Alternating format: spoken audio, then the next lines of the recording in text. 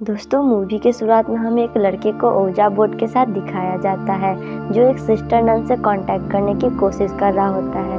वो कहता है कि मैं डेविल की तरफ से आया हूँ और अगर तुम मेरी मदद नहीं करोगी तो तुम नर्क में जलोगी। पर जब बहुत कोशिश करने के बाद उसे नन की तरफ से कोई भी जवाब नहीं आता है तो वह ये सब रोक देता है। पर तभी अचानक से उसके ओजा बोर्ड का एरो नो की तरफ चला जाता है और उसके ओजा बोर्ड में एक अजीब सी हलचल होने लगती है और तभी हमें उस रूम के दरवाजे पे एक सिस्टर नन को दिखाया जाता है जो थोड़ी ही देर में वहाँ से गायब हो जाता है। पर लड़का नन को देख चुका होता है और उस रूम में दोस्तों 2 दरवाजे होते हैं। लड़का जैसे ही पहले दरवाजे से बाहर जाने की कोशिश करता है और दूसरे दरवाजे से वापस रूम में ही आ जाता है। ये बात उसे थोड़ी अजीब लगती है और वो खिड़की से बाहर मदद के लिए चिल्लाने लगता है पर उसे कोई भी जवाब नहीं आता है। तब वो अपना बैग उठाता है और खिड़की से बाहर फेंक देता है पर बैग भी बाहर जाने के बजाय रूम के अंदर ही आ जाता है। इस बात से लड़का बहुत डर जाता है और वो अपना फ़ोन उठाता है पर सिस्टर नन तभी उस पर अटैक कर देती है। दोस्तों, सीन यहाँ से कट होकर हमें एक लड़की को दिखाया जाता है जिसका नाम ऐना होता है। वो पिज्ज़ा बॉय से पिज्ज़ा की डिलीवरी ले रही होती है पर पिज्ज़ा बॉय से कहता है कि तुमने 3 सेंट्स कम दिए हैं। इस पर लड़की उससे बहुत रूड बिहेव करती है और वहाँ से चली जाती है। वही ट्रक में हमें उसके पति माइक और उसकी बेटी क्लेयर को दिखाया जाता है। यहाँ पे माइक और ऐना अपने नए घर में शिफ्ट होने की बातें करते हैं। ऐना कहती है कि मुझे विश्वास नहीं होता कि तुम्हारी आंटी ने हमें अपने घर में इतने दिनों तक रहने दिया। दोस्तों, हमें यहाँ पे पता चलता है कि ऐना और माइक अभी अपने आंटी के घर में रह रहे होते हैं। तभी ऐना कहती है कि हमारे नए पड़ोसी बहुत अलग होंगे। तुम कहीं मुझे मेरे लुक्स चेंज करने के लिए तो नहीं बोलोगे, जैसे नोज पिन नहीं पहनो, काजल नहीं लगाओ। पर माइक इस पे कहता है कि कभी नहीं, मैंने तुमसे शादी की है और मैं तुम्हें तुम्हारे लुक्स को लेके कोई भी जजमेंट नहीं करूँगा।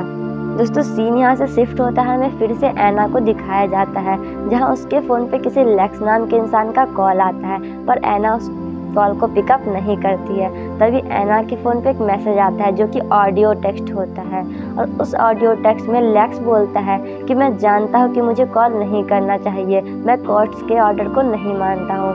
क्लेयर आज भी मेरी बेटी है और मैं तुम दोनों के जाने से पहले एक बार अपनी बेटी से मिलना चाहता हूँ। दोस्तों, यहाँ पे हमें पता चलता है कि लेक्स ऐना का पहला हस्बैंड है, माइक उसका दूसरा हस्बैंड है। पर ऐना उसे कॉल नहीं करती है और क्लेयर के रूम में उसे ढूंढने के लिए चली जाती है। जब क्लेयर के रूम में ऐना जाती है तो उसे लगता है कि क्लेयर ब्लैंकेट में छिपी हुई है पर दोस्तों वो ब्लैंकेट में नहीं होती है और वो तभी क्लेयर रूम से बाहर से अंदर आती है। ये बात ऐना को थोड़ी अजीब लगती है पर वो इसे इग्नोर कर देती है और वो अपने बेटी क्लेयर से कहती है कि तुम खुश तो हो ना, कल तुम अपने नए घर में जाओगी जहाँ तुम्हारा अपना पर्सनल रूम होगा। तो क्लेयर कहती है कि हाँ, मैं बहुत खुश हूँ और फिर ऐना वहाँ से चली जाती है। फिर हमें माइक और ऐना को दिखाया जाता है। यहाँ पे वो लोग अपनी बेटी के नए स्कूल के बारे में कुछ बातें करते हैं। दोस्तों, सीन यहाँ से शिफ्ट होता है और हमें सुबह का सीन दिखाया जाता है जहाँ ऐना बाथरूम से कुछ सामान पैक कर रही होती है और तभी उसे वहाँ एक दवाई की शीशी मिलती है जिसे वह फेंक देती है और परेशान होकर खड़ी हो जाती है। तभी हमें शीशे में मिस्टर नन को दिखाया जाता है पर वहाँ माइक आ जाता है और ऐना से कहता है कि तैयार होकर नीचे आ जाओ। फिर हमें माइक, क्लेयर और ऐना को दिखाया जाता है जहाँ माइक ऐना से कहता है कि तुम अभी घर पे ही रहो क्योंकि आंटी लॉन आने वाली है। दोस्तों, आंटी लॉन वही होती है जो इस घर की मालकिन होती है और वहाँ से माइक और क्लेयर चले जाते हैं और ऐना घर पे अकेली होती है। दोस्तों, ऐना घर पे अकेली होती है इसीलिए वो लेक्स को कॉल करने का सोचती है पर वो ऐसा नहीं करती है और जैसे वो यह सोच ही रही होती है कि वो लेक्स को कॉल करे तभी अचानक से उसके सामने से कुछ पेट नीचे गिर जाती है और जब वो उसे साफ करने जाती है तो उसे अपने फर्श पे स्टे लिखा हुआ मिलता है पर तभी उसके दरवाजे की घंटी बजने लगती है। जब वो दरवाजे पे जाती है तो वहाँ आंटी लॉन होती है जो उससे कहती है कि मैं तुम्हारे लोग के जाने से पहले पूरा घर चेक करना चाहती हूँ। ऐना कहती है कि बिल्कुल, ये आपका ही घर है। फिर आंटी लॉन रूम चेक करने ऊपर चली जाती है और ऐना फिर किचन में जाती है। फिर जब वो फिर से वहीं फर्श पे देखती है तो वहाँ कुछ भी लिखा हुआ नहीं होता है। फिर वहाँ आंटी लॉन आती है और ऐना से कहती है कि तुमने मेरा बहुत नुकसान किया है और उसके लिए तुम्हें पैसे देने पड़ेंगे। तुमने पाइप खराब किया है, इसके लिए तुम्हें $40 देने होंगे, और तुमने गेस्ट रूम की दीवार पे कुछ लिखा हुआ है, उसके लिए तुम्हें $20 देने होंगे। इस पे ऐना कहती है मैं पैसे दे दूंगी, पर हमने गेस्ट रूम के दीवार पे कुछ भी नहीं लिखा होता है। और यहाँ से फिर लॉन आंटी चली जाती है। और जब ऐना गेस्ट रूम में चेक करने जाती है तो उसे दीवार पे स्टे लिखा हुआ मिलता है। ये देख के वो बहुत परेशान हो जाती है और जाकर सो जाती है। और तभी हमें सिस्टर नन को दिखाया जाता है जो कि ऐना पे अटैक करती है। ऐना भागते हुए रूम से बाहर जाने की कोशिश करती है, पर उसके रूम का कोई भी दरवाज़ा नहीं खुलता है, इसलिए वो डर के बाथरूम के बाथटब में छिप जाती है। पर यहाँ भी सिस्टर नन आती है और यहाँ पे स्टे लिख के चली जाती है। अभी तो ऐना बच जाती है और वो कैसे भी बहुत कोशिश करके रूम से बाहर जाती है और वो अपना गन उठा लेती है। जब वो भागते हुए हॉल की तरफ जाती है तो उसे खिड़की से बाहर लेक्स दिखता है। वो लेक्स से हेल्प मांगती है, पर लेक्स उसकी हेल्प नहीं करता है।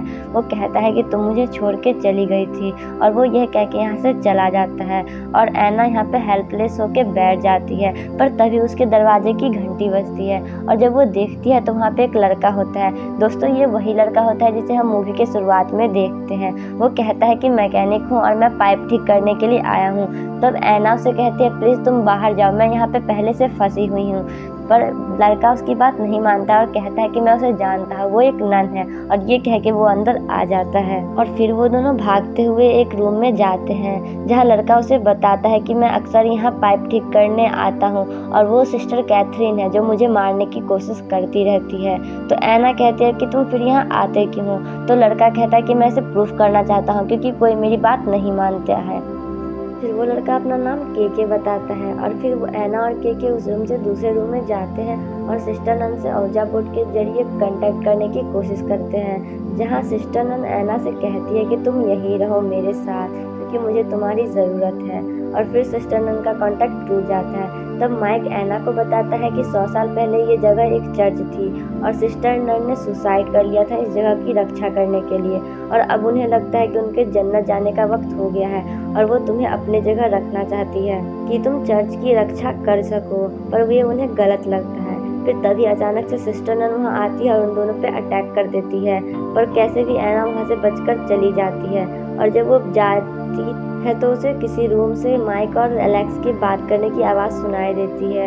जब वो वहाँ जाती है तो वो सुनती है कि लेक्स और माइक ऐना के मौत के बारे में बात कर रहे होते हैं, और तब लेक्स वहाँ ऐना को परेशान करने लगता है। तब माइक कहता है कि तुम अभी भी लेक्स से प्यार करती हो, और ऐना इस सबसे परेशान होकर वहाँ से चली जाती है। और जब ऐना दूसरे कमरे में जाती है तो वहाँ उसे उसकी बेटी क्लेयर मिलती है जो उससे कहती है कि मॉम आप तो भूत हो क्योंकि आप मर चुकी हो, और ऐना उसे कहते हैं नहीं सब झूठ बोल रहे हैं। ऐना उसे समझाई रहती होती है कि क्लेयर उस पर अटैक कर देती है क्योंकि वो ऐना की बेटी क्लेयर नहीं एक नन होती है और ये सब उसका एक भ्रम होता है। पर ऐना बच करके वहाँ से केके के पास जाती है और फिर केके और ऐना बाथरूम में छिप जाते हैं। फिर हमें सीन दिखाया जाता है कि आंटी लॉन दरवाजे पे आती है और वो बेल बजाती है। फिर बहुत मुश्किल से ऐना और केके दरवाजे तक जाते हैं और फिर आंटी लॉन अपने चाबी से रूम का दरवाज़ा खोल देती है और ऐना और केके बाहर चले जाते हैं। फिर हमें 3 महीने के बाद का सीन दिखाया जाता है जहाँ ऐना को कुछ भी याद नहीं है, पर उसके साथ बहुत अजीब सी घटनाएं होती रहती है जिससे वो बहुत परेशान रहती है। फिर वह केके से मिलने जाती है और वो उससे पूछती है कि तुम्हें कुछ भी याद नहीं कि उस दिन हमारे साथ क्या हुआ था? केके कहता है बिल्कुल भी नहीं। फिर ऐना वहाँ से चली जाती है। दोस्तों, फिर हमें नेक्स्ट डे सुबह का सीन दिखाया जाता है जहाँ ऐना, माइक और क्लेयर बाहर सीढ़ियों में बैठ के कुछ बातें कर रहे होते हैं। तभी वहाँ पिज्ज़ा बॉय पिज्ज़ा की डिलीवरी लेकर आता है और ऐना पिज्ज़ा लेने जाती है, पर यहाँ भी पिज्ज़ा बॉय उसे रोककर कहता है कि तुमने 3 सेंट्स कम दिए हैं, और ऐना उससे कहती है कि मुझे माफ़ करो मेरे पास इतने ही हैं, और वो वहाँ से चली जाती है। पर वो माइक से कहती है कि हमारे साथ ऐसा पहले भी हो चुका है। तब माइक कहता है कि हमने ट्रक में भी पिज़्ज़ा खाया था, और वो ये बोल के वहाँ से चला जाता है। दोस्तों फिर हमें रात का सीन दिखाया जाता है जहाँ ऐना के दरवाजे पे कोई आया होता है। जब ऐना दरवाजे पे जाती है तो वहाँ लेक्स होता है और लेक्स ज़बरदस्ती ऐना के घर में आ जाता है और ऐना से कहता है कि मैं तुमसे प्यार करता हूँ और मैं जानता हूँ कि तुम भी मुझसे प्यार करती हो, मेरे साथ रहो ऐना, मेरे साथ रहो। ये सुनते ही ऐना को सिस्टर कैथरीन की याद आ जाती है और वो भागते हुए अपने कमरे की तरफ जाती है। वो जैसे ही कमरे में जाती है वहाँ माइक भी आ जाता है और ऐना से बहुत गुस्से में बात करता है। ये देख के ऐना बहुत डर जाती है और भागते हुए अपनी बेटी क्लेयर के पास जाती है। वो जैसे ही क्लेयर को लेके कमरे से बाहर जाने की कोशिश करती है, सारे दरवाजे बंद हो जाते हैं, इसलिए क्लेयर और ऐना बाथरूम में छिप जाते हैं। तभी बाहर से माइक की आवाज़ आती है कि तुम दरवाज़ा खोलो, बाहर लेक्स आया हुआ है, ऐना प्लीज़ दरवाज़ा खोलो। पर ऐना कहती है कि मुझे तुम पे विश्वास नहीं है और वो दरवाज़ा नहीं खोलती है। और तभी उसे सिस्टर नन की आवाज़ सुनाई देती है। वो कहती है कि माइक चला गया और तुम भी अब मेरे साथ चलोगी, तुम्हारी ज़िंदगी जीने लायक नहीं है, तुम मेरे साथ रहो ऐना, तुम मेरे साथ रहो। और तभी उसकी बेटी क्लेयर ही उस पर अटैक कर देती है और जब ऐना की आंख खुलती है तो वो देखती है कि वो ऐना की बेटी क्लेयर नहीं सिस्टर कैथरीन होती है और वो वहाँ पे बेहोश हो जाती है। पर जब उसकी आंखें खुलती है तो वो केके के साथ बाथरूम में किराए के घर में होती है और वो केके से पूछती है कि क्या हम अब भी किराए के घर में हैं, तो केके बोलता है हाँ। पर ऐना कहती है बिल्कुल नहीं, हम तो यहाँ से बाहर निकल गए थे, 3 महीने भी हो गए थे, सब कुछ ठीक हो गया था। पर केके कहता है कि तुम पागल हो गई हो, ऐसा कुछ भी नहीं है, हम तब से यहाँ पे फंसे हुए हैं। और ऐना फिर ज़ोर ज़ोर से रोने लगती है और बहुत परेशान हो जाती है। दोस्तों हमें यहाँ पे पता चलता है कि वो 3 महीने का जो भी सीन दिखाया गया था वो ऐना का भ्रम होता है। ऐना को इस तरह से चिल्लाते हुए देख के केके उससे कहता है कि तुम परेशानी को बढ़ा रही हो, हम दोनों चाहे तो यहाँ से निकल सकते हैं, तुम बस थोड़ा सब्र रखो। और ऐना उसकी बात मान जाती है। फिर ये दोनों एक प्लान बनाते हैं। ऐना कहती है कि हम नन को गुमराह करके यहाँ से बाहर निकल सकते हैं, तुम स्टोर रूम में जाओ और नन को वहाँ पे गुमराह करो और फिर सीधे किचन में आ जाना और वहाँ से हम दोनों बाहर चले जाएंगे। और केके उसकी बात मान भी लेता है और वो सीधा स्टोर रूम में जाता है और अपने ओजा बोर्ड से सिस्टर नन से कांटेक्ट करने लगता है। वो नन से कहता है कि ऐना आपके साथ रहने के लिए तैयार है, आप स्टोर रूम में आके ऐना को ले जा सकते हैं। और वो इतना कह के वहाँ से चला जाता है। पर दोस्तों नन को उल्लू बनाना इतना भी आसान नहीं है। नन को उन दोनों की सारी प्लानिंग मालूम रहती है और वो फिर केके को पकड़ लेती है और वो केके से कहती है तुम अपना रिप्लेसमेंट दो वरना तुम ही यहाँ की रक्षा करोगे। और फिर नन वहाँ से चली जाती है। फिर केके डायरेक्ट सीधा किचन में नैना के पास जाता है। ऐना उससे कहती है कि फाइनली हमारा प्लान सक्सेसफुल हुआ, अब हम दोनों यहाँ से बाहर जा सकते हैं। पर केके वहाँ पे पड़ा हुआ एक हथौड़ा उठा लेता है और वो कहता है कि सॉरी ऐना, मुझे तुम्हें मारना होगा क्योंकि मैं 3 साल पहले ही मर चुका हूँ और मुझे अब नन को अपना रिप्लेसमेंट देना है। कोई होगा जो मेरी जगह इस जगह की रक्षा करेगा और वो तुम ही हो। मैंने बहुत कोशिश की कि हम दोनों यहाँ से बाहर निकल सकते हैं पर ऐसा नहीं हुआ, हम दोनों नन से नहीं भाग सकते हैं, इसीलिए प्लीज़ तुम मेरे हाथों मर जाओ और यहाँ की रक्षा करो।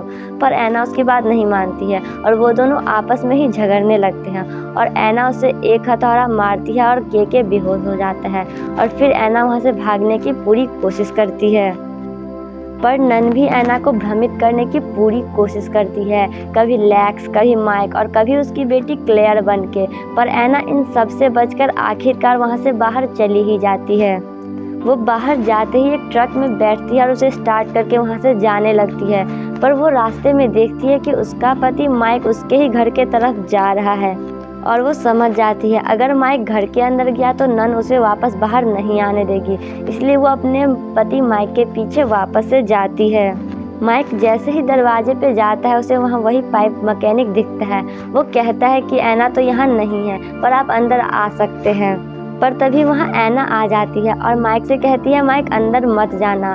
पर पीछे से मैकेनिक ने उसके सर पे गन रख दी होती है और वो कहता है कि ऐना से कहो अंदर आए। पर माइक उससे बहुत प्यार करता है। वो कहता है कि मैं इसके लिए जान भी दे सकता हूँ पर मैं उसे अंदर आने को नहीं कहूँगा। और माइक यहाँ पे उल्टा केके पे अटैक करके उसे मार देता है और तभी वहाँ ऐना आती है और नन उसे पकड़ लेती है। नन जैसे ही ऐना पे अटैक करने वाली ही होती है कि ऐना उससे पूरी तरह से जीतने की कोशिश करती है, पर ऐना नाकाम होने लगती है। पर जैसे ही सिस्टर नन उस पर अटैक करने ही वाली होती है कि वो आग से जल के भस्म हो जाती है और ऐना और माइक घर से बाहर आ जाते हैं और वो दोनों वहाँ से जाने लगते हैं। तभी वहाँ पे केके आता है, जो पूरी तरह से एक नन के रूप में बदल चुका होता है और वो ऐना को आवाज़ देता है। ऐना वहाँ जा रही होती है पर माइक उसे रोकता है, पर ऐना उसकी बात नहीं मानती है और वो केके के पास जाती है। केके उससे कहता है कि अब मैं ही इस जगह की रक्षा करूँगा और शायद जन्नत में जाऊँगा। तो ऐना उससे पूछती है कि सिस्टर कैथरीन का क्या हुआ, तो केके उससे कहता है कि वो आग में जल गई, इसलिए शायद वो हेल में गई होगी।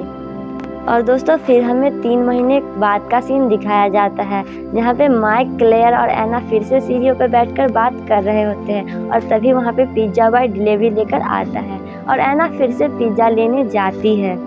पर इस बार पिज़्ज़ा बॉय उसे रोकता है, पर बोलता है कि नहीं, मुझसे ही गलती हो गई, तुमने पूरे पैसे दिए हैं, और वो वहाँ से चला जाता है। और इस तरह मूवी का अंत होता है।